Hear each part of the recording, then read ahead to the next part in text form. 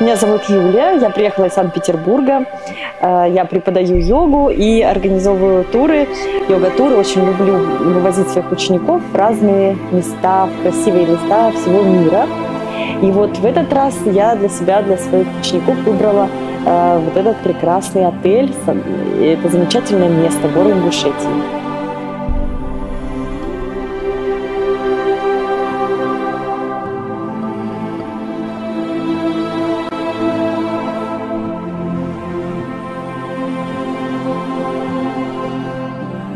Я здесь была год назад, как раз вот в этом отеле, и путешествовала по Ингушетии. Мне очень понравилось, и теперь я уже вернулась со своими учениками.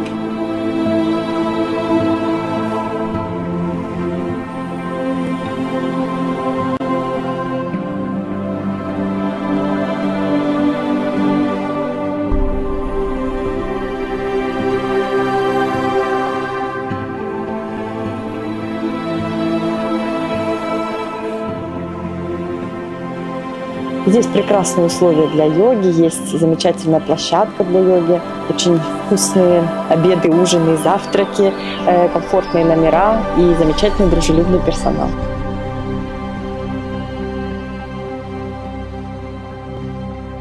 Я здесь преподаю вместе со своей коллегой из другого города, из города Липецк. Мы составили с коллегой насыщенную программу. У нас есть утренняя практика, вечерняя практика. Мы здесь отрабатываем дыхательные техники, работаем со всеми мышцами, со всеми направлениями подвижности. И надеемся, что наши ученики везут отсюда много новых знаний и эмоций. Когда я занимаюсь йогой, я возвращаюсь к своему телу, к своему дыханию, к своей сути. Мы заново учимся во время практики чувствовать себя и чувствовать окружающих.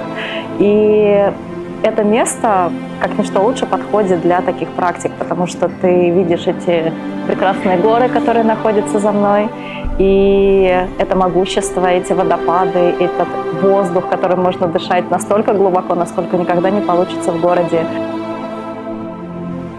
Весь отель, весь персонал создает максимально комфортные условия для того, чтобы наш тур проходил идеально. Потому что здесь очень вкусная еда, которая приготовлена с душой, это очень чувствуется. Здесь всегда есть помощь для нас, если у нас возникают какие-то орг-вопросы. Легкая улыбка на лице. Дышим. Ручка тянется в потолочек. Сделайте такие элегантные воздушные пальцы.